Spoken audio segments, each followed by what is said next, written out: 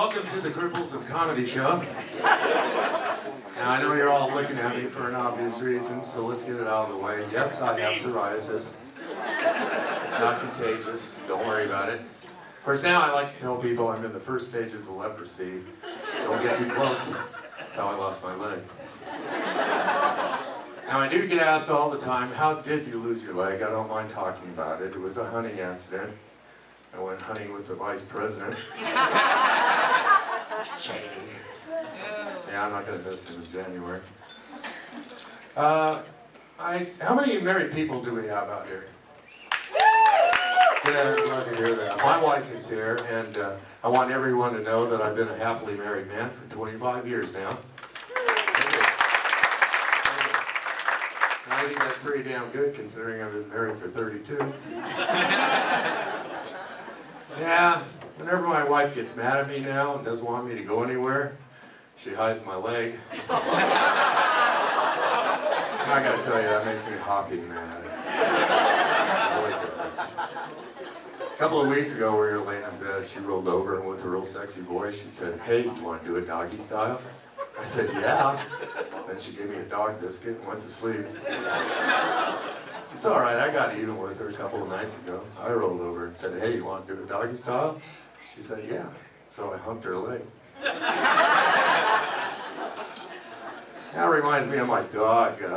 I read a couple of weeks ago that you can find out how intelligent your dog is by putting a brown paper bag over their head. And the quicker they get it off, it shows how intelligent they are. And I really realized how stupid mine was, because he died of suffocation. He was a good dog, too. When I came home from the hospital after having my leg amputated, he refused to leave my bedside the whole time, 3 weeks. He just stayed there. Every time I woke up, there he was. I'd pat him on the head. It was really comforting for me, comforting for him. And my wife would invariably come running into the room, just screaming at the top of her lungs, because, yeah, there was a lot of piss and shit all over the carpet. And I really feel bad now because, well, until tonight, she thought it was his. I used to have a girlfriend who was an above-the-knee amputee. She's a waitress. She works at IHOP. Her name's Eileen. May not want to order the hot syrup to your table. I do use a wheelchair. A lot of you probably saw me in it. And I found the easiest way to keep my wheelchair clean is just take it to the local car wash. But the last time I was there, they told me don't come back until I start wearing clothes again. Two birds. I notice a lot of you are drinking tonight, and I do want to remind you, if you drink too much and drive, you can't go to jail. And the reason why I bring that up is a couple of weeks ago, I'd been drinking pretty heavy, and I was trying to merge onto the freeway in my wheelchair, holding on to the bumper of the car ahead of me, which was a police car. Those guys drive fast. We were on the freeway in no time flat. It was great. I felt the wind blowing through my hair. It was kind of like riding a motorcycle all over again.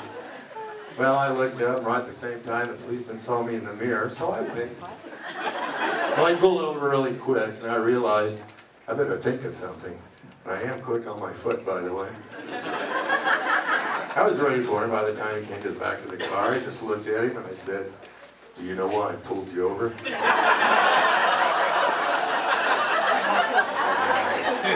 He turned out to be a really nice guy. He was so nice, in fact. He folded up my wheelchair, put it in the back of his car, and he drove me and my wife home that night. And she was really scared, too, because she was a lot drunker than me, and she was a designated driver. Everyone, you've been wonderful. Thank you very much.